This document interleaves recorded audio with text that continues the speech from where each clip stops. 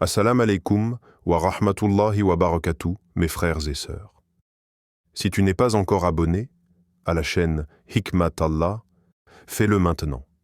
Car ici, nous réveillons les cœurs endormis et nous revenons vers Allah avec profondeur et sincérité. Ferme les yeux un instant.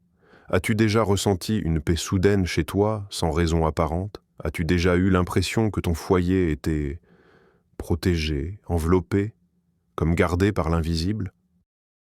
Allah nous dit clairement dans le Coran que les anges visitent certaines maisons. Mais attention, ils ne visitent pas toutes les maisons. Aujourd'hui, je vais te partager 7 signes puissants, tirés du Coran et de la sagesse spirituelle, qui indiquent que les anges entrent dans ta maison. Écoute bien, car peut-être que ta maison fait partie de celle qu'Allah honore. Signe 1. La paix qui descend sans raison. Il y a des maisons où, dès que tu entres, ton cœur s'apaise.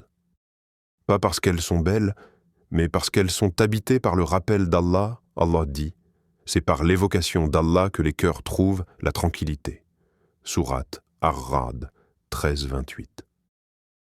Les anges aiment les endroits où les cœurs sont tournés vers Allah.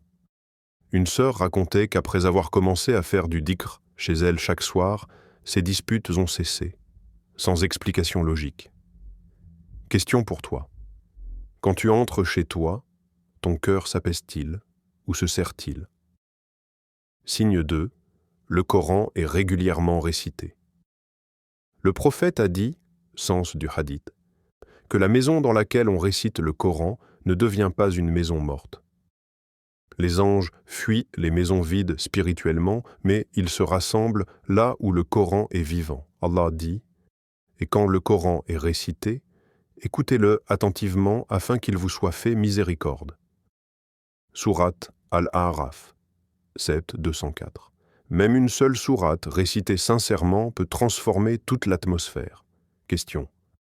Le Coran est-il un invité régulier chez toi ou un visiteur occasionnel?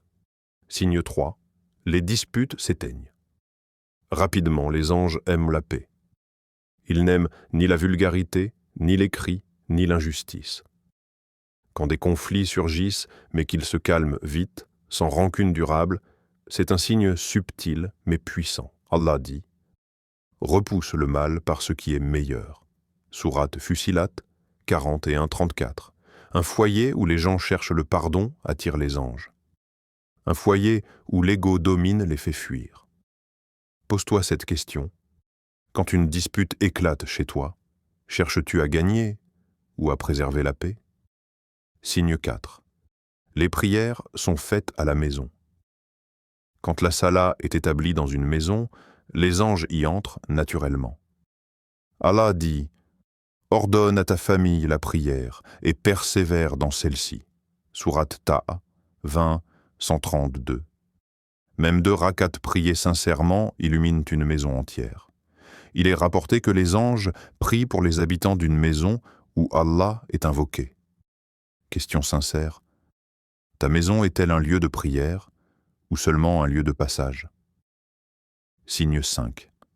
Les invités s'y sentent bien sans savoir pourquoi. Certaines maisons ne sont ni grandes ni luxueuses. Pourtant, les gens aiment y rester. C'est souvent parce que les anges y sont présents.